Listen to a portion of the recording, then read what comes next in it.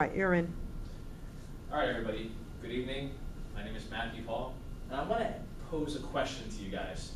When you think of the terminology "man's best friend," what's the first thing that pops into your head? Dogs. Right. Absolutely. Name a famous dog. Somebody throw one out there. Lassie. Right. Lassie, the hero.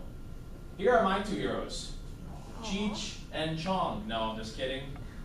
That is my dog Holly and my dog Riley. Now, they don't share much in common, but the one thing they do share in common is they're both adopted from a shelter. But for the sake of the presentation, I want to point to Riley's case in specific. We picked up Riley 1 year ago.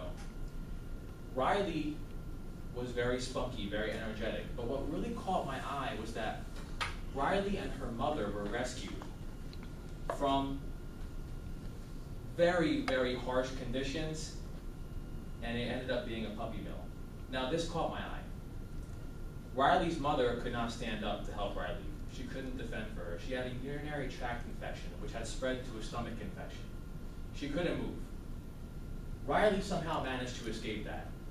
But this piqued my interest in examining what was going on at this mill. The mother was trying desperately. Riley was trying to get her up. It was almost a touching scene. I couldn't believe what I was seeing. So I had to do some investigation. And what I found was that the puppy mill problem in the United States is deplorable, and it's an epidemic that needs to be stopped and changed, and we can change it. I'm telling you, we all can make a difference, and I'm going to show you how. Here's an overview. The puppy mill problem, why we should care, and what we can do. The puppy mill problem.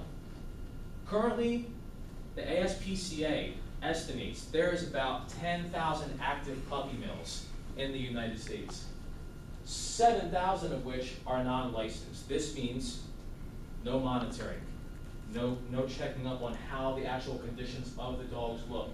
Here's one in Detroit that was rated last month. As you can see, no upkeep, no companionship by itself.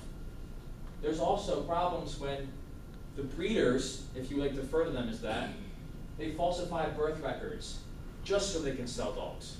This is a big money, lucrative business. This leads to generations of dogs with unchecked defects that causes lineage of problems.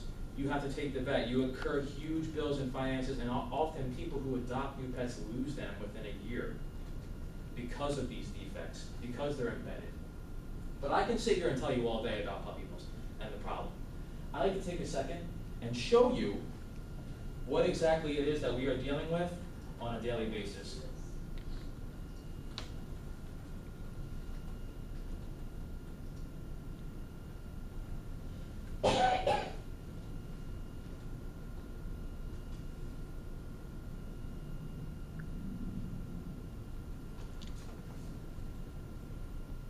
Tracked, confined.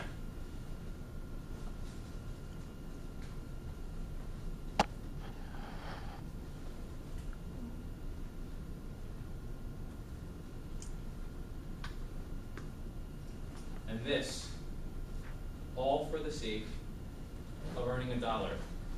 All for the sake of putting puppies out for money and profit. Now, if I can ask, how many puppies that are sold in puppy stores today do you think come from puppy mills? Just throw out any guess that you may have. 50%. 50%. 99%.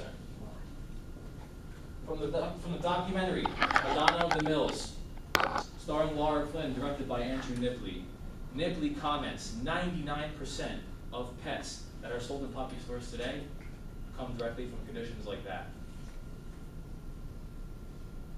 Why we should care?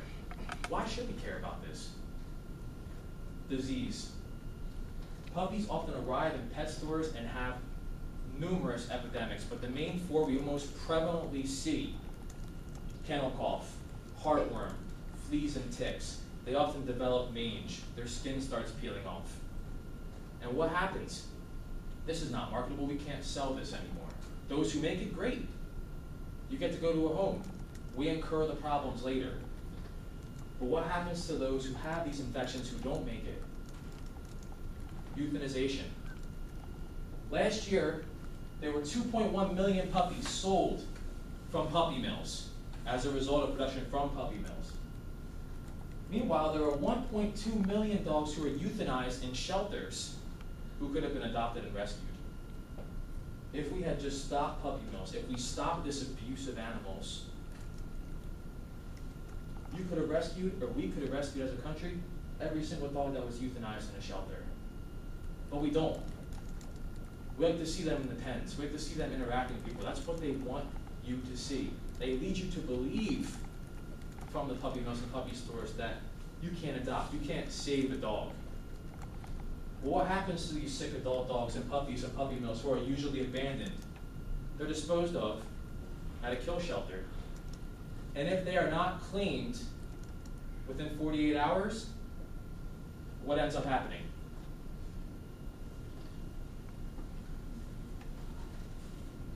Or maybe something like that.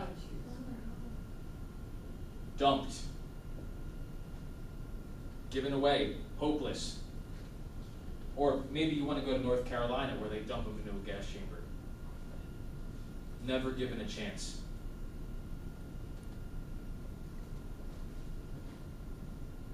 Well, what can we do? What can we do to combat this? Adopt, like I did. Take a chance. Take a chance on a dog like my Holly. We adopted her 1.5 years old. They said she had behavior problems. Okay, they were probably right about that, but I've learned to combat and deal with it. Okay? What are the benefits of adoption? All shots, vaccinations, and health screenings included for the duration the dog is in the shelter. And it's all included in the fee you pay to adopt a dog, which is usually 2/3 less than you would pay in a puppy store.